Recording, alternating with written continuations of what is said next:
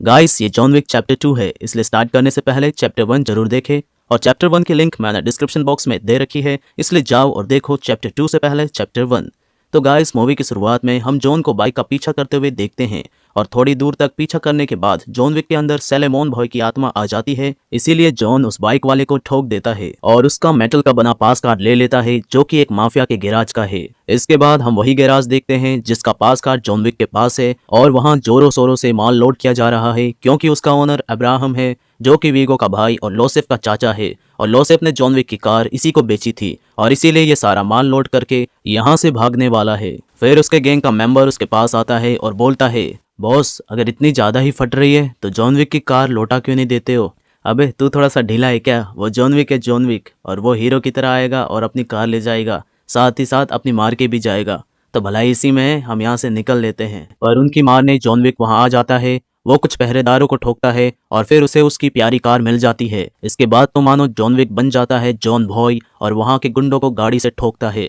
तो गाइस गाड़ी की हालत देखकर समझ ही सकते हो कि किस कदर ठोका है जॉन बॉय ने। इसके बाद जॉन विक अब्राहम के पास जाता है और उसे बोलता है कि उसे शांति चाहिए और अब्राहम भी मान जाता है और क्यों नहीं मानेगा, अगर नहीं मानेगा तो जॉन विक उसे मार डालेगा। फिर जॉन विक अपनी कार लेकर अपने घर जाता है। घर में वो अपनी वाइफ की फोटोज और वीडियो देखता है और उसे याद करता है और रात में वो अपने नए पिटबुल डॉग के साथ सो जाता है। अगली सुबह जब वो अपने डॉग के साथ खेल रहा होता है तब उसके पास ओरेलियो आता है और उसके कार को देखकर बोलता है, अरे मामू ये तो भंगार है पर टेंशन नॉट, अपन ठीक कर देगा इसे। और फिर ओरेलियो जॉन विक की कार अपने साथ ले जाता है ठीक करने के लिए। इसके बाद जॉन विक अपनी गन्स और कॉइन्स उसी बॉक्स में रख देता है और वापिस से उसे दफना देता है।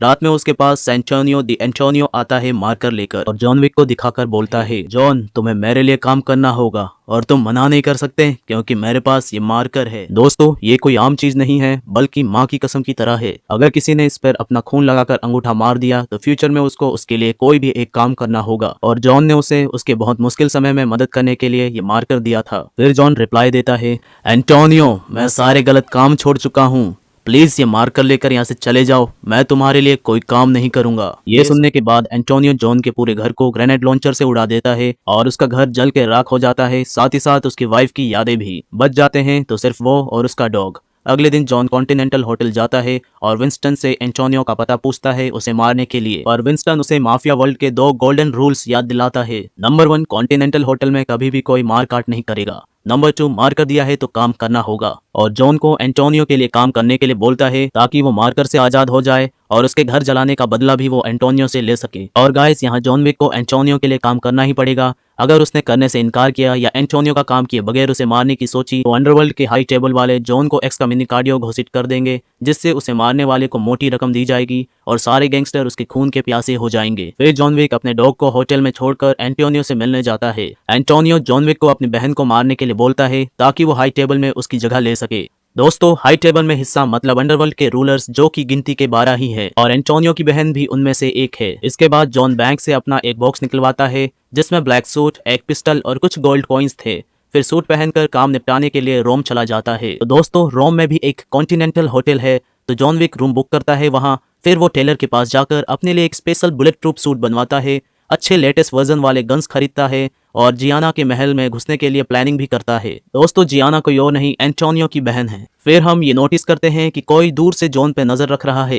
ये कौन है फिलहाल हमें नहीं पता, लेकिन बाद में पता चल जाएगा। रात में जॉन विक जियाना के महल में जाता है और रास्ते में जगह जगह पर गन छुपाते जाता है। आज जियाना का राज्याभिषेक है, इसी खुशी में महल में पार्टी चल रही है। पार्टी से निकलकर जियाना मिस्टर एकोनी से मिलती है। इसके बाद वो फ्रेश होने और मेकअप करने के लिए चली जाती है। वहाँ शाही बाथरूम में जॉन विक उसे मारने के लिए गन लेकर आता है और उसको देखकर जियाना बोलती है कि मैंने तुम्हें कभी अपना दोस्त समझा था। तो जॉन विक बोलता है मैं अब भी तुम्हें अपना दोस्त समझता हूँ। फिर जियाना उससे ये सब करने की वजह पूछती है तो जॉन विक उसे सब बता देता है। फिर जियाना खुद के हाथों को काट कर टब में बैठ जाती है और बोलती है मैं जी अपनी मर्जी से और मरूंगी भी अपनी मर्जी से। और मरते मरते जॉन विक को बोलती है कि अगर उसकी जगह उसकी वाइफ होती तो क्या तब भी वो यही करता।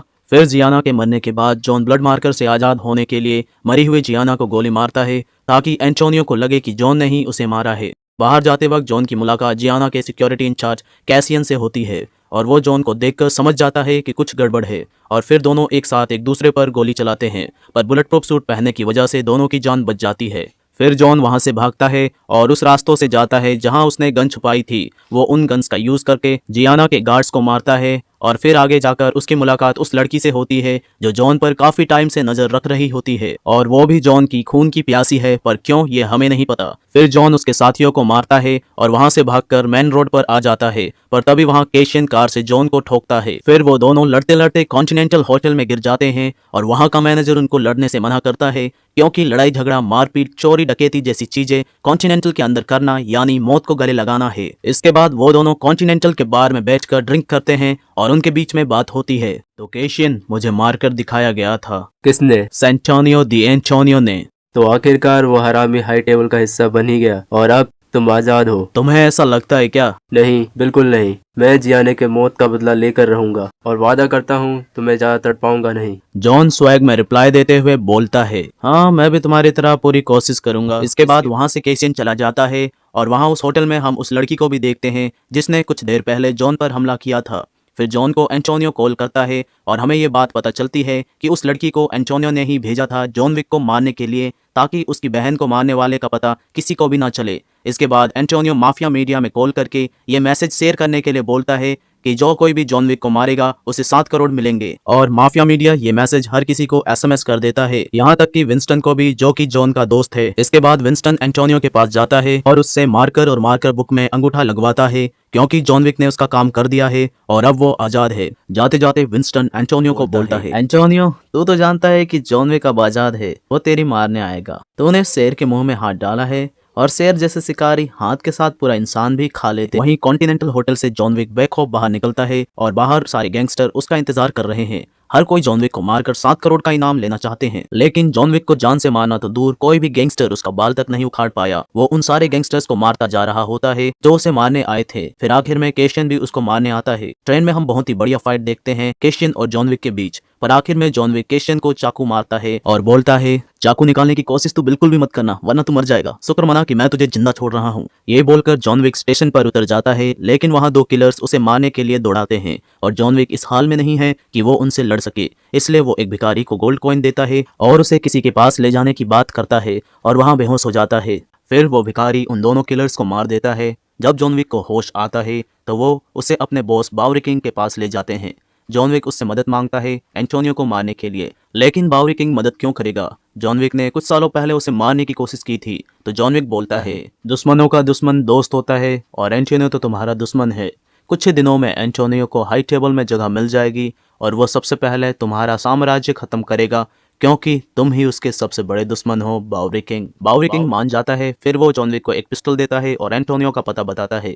वैसे आप तो जानते ही हैं कि जॉन विक देरी नहीं करता, वो जाता है और एंटोनियो के बंदों को मारता है। मारते मारते जॉन विक आइनों के भूल भुलैया में चला जाता है और वहाँ एंटोनियो छुपकर जॉन विक को बोलता है, मारकर का काम पूरा हो गया है जॉन विक, अब तुम यहाँ से चले जाओ वरना मारे जाओगे।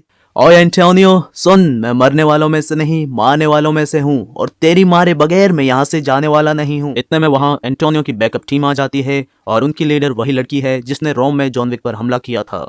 उनके बीच में गोली, चाकू, लात घूंसे सब चलते हैं और इसी बीच एंटोनियो वहां से भाग जाता है।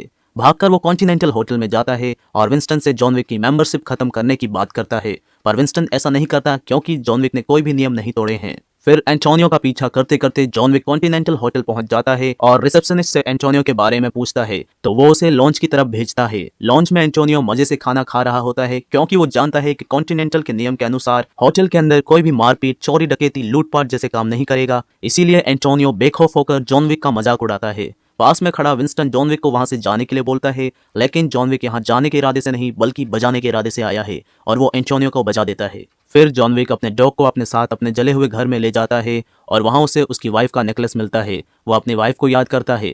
कुछ ही देर बाद वहां होटल का रिसेप्शनिस्ट आता है और जॉन विक को आखिरी बार विंस्टन से मिलाने ले जाता है। विंस्टन एक पार्क में उसका इंतजार कर रहा होता है और वहां बहुत सारे लोग घूम रहे होते हैं। वो जॉन विक को बोलता है कि तुमने नियम तोड़कर अच्छा नहीं किया और हाई टेबल वालों का ऑर्डर है कि तुम्हारे ऊपर रखा हुआ इनाम को डबल कर दिया जाए, जो कि अब $14 करोड़ है। और फिर वो जॉन को 1 घंटे का टाइम देता है और उसे वहां से भागने के लिए बोलता है। पर जाने से पहले जॉन विक आखिरी बार विंस्टन को कुछ बोलता है और वो ये था, मेरे दोस्त विंस्टन, ये सबको बता देना कि जो कोई भी जॉन विक के रास्ते में यानी मेरे रास्ते में आएगा वो मारा जाएगा। जॉन विक के जाने के बाद वो माफिया मीडिया में कॉल करता है और सबको ये मैसेज भेजने के लिए बोलता है कि जॉन विक को मारने वाले को $14 करोड़ मिलेंगे। इस पार्क में जितने भी लोग घूम रहे हैं वह सारे गैंगस्टर हैं और सबको जॉन विक का मैसेज मिलता है और फिर जॉन विक वहाँ से भाग जाता है और मूवी यहीं ख़त्म हो जाती है।